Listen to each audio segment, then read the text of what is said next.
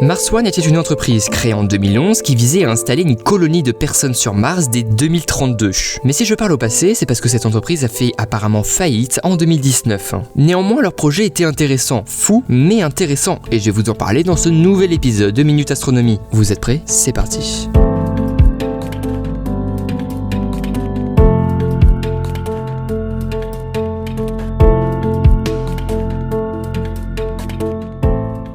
Tout d'abord, nous sommes en 2011. Cette entreprise présente leur projet qui est d'envoyer des humains sur Mars en 2032 pour un aller, mais sans retour. À l'époque, Mars One a fait beaucoup débat car le projet semblait fou et irréalisable. On peut alors se demander où est-ce qu'ils allaient trouver leur financement. Mars One a annoncé que leur première étape d'envoyer environ 5 astronautes sur Mars pourrait coûter jusqu'à 6 milliards de dollars. Donc à moins d'être milliardaire comme Jeff Bezos ou Richard Branson ou Elon Musk, on ne trouve pas cet argent en claquant des doigts. L'entreprise a pu récolter environ 1 million de dollars dès 2011, comme ils le disent eux-mêmes sur leur site, grâce aux dons, des ventes de marchandises, des investissements privés, etc. Mais c'est tout en fait, ils développent pendant près de 5 lignes sur leur site qu'ils ont récolté 1 million de dollars, mais en aucun cas ils vont nous expliquer comment ils vont trouver les 5,9 milliards de dollars restants. Néanmoins, on sait comment ils allaient se financer lorsqu'une colonie sera sur Mars. Ils avaient prévu de se financer grâce aux médias en prenant comme idée la télé-réalité. Oui, la télé-réalité.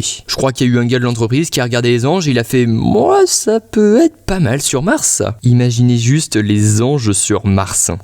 Ce serait très drôle quand même. Enfin après voilà, c'est les clichés de la télé-réalité, mais les astronautes auront juste eu à filmer leur quotidien sur la planète rouge et cela aurait été retransmis en télévision sur Terre. De plus, Mars One avait lancé une campagne de financement participatif pour avoir des fonds qui auraient été utilisés pour l'étude de faisabilité qu'a faite Lockheed Martin. Enfin bref, vous avez déjà compris que le projet ne tenait pas vraiment la route. Voilà une discussion type de ce qui s'est passé en coulisses.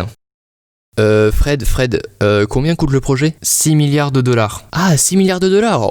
Ouais, bah ça passe, c'est bon, t'inquiète. Ouais, enfin, quand même, c'est une sacrée somme, non? 6 milliards de dollars, enfin, comment on va les trouver? Ouais, les gens sont généreux, ils feront des dons, t'inquiète pas pour ça. Le financement, c'est secondaire, hein. On verra ça plus tard. C'est pas urgent, quoi.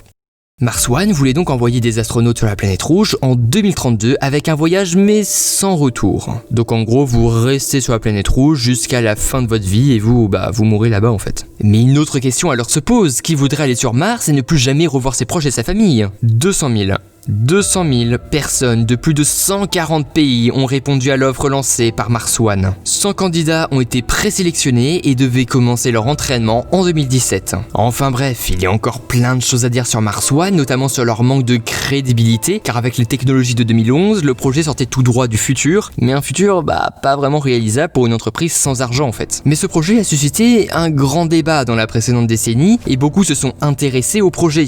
Il y a 5 ans, nous avons pu voir que Dr Nozman en avait fait même une vidéo, il explique un peu plus en détail si c'est possible ou pas vraiment. Pour les intéressés, je vous mets sa vidéo dans la description. C'est assez fou quand même la com qu'a pu avoir ce projet et l'engouement mondial autour de Mars One. Pas grand monde y croyait, mais je dirais que la plus grande réussite de Mars One est d'avoir pu faire rêver la population mondiale.